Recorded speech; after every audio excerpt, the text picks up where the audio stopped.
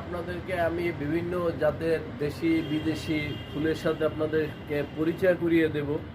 এই যে আমার হাতে যে দেখতে পাচ্ছেন, এটি হলো একটা ক্যাকটাস গাছ।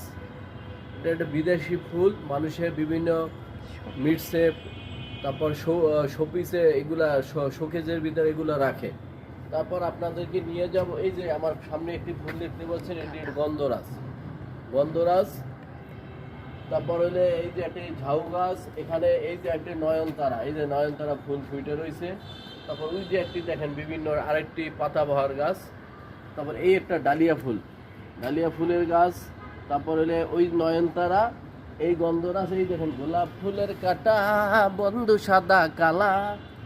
তারপরে এই আরেকটি ফুল, এটি পাতাবাহার, বিভিন্ন ধরনের বিভিন্ন রং ধরে থাকে, বিদেশি একটি ফুল গাছ। তারপর এই যে দেখেন আরেকটি আপনি রজনীগন্ধা, রজনী ফুল দেখতে পাচ্ছেন, বিদেশি রজনীগন্ধা, এটাকে বিদেশি রজনীগন্ধা বলে। সবাই ভালো থাকবেন, সুস্থ থাকবেন, খুদা হাফেজ।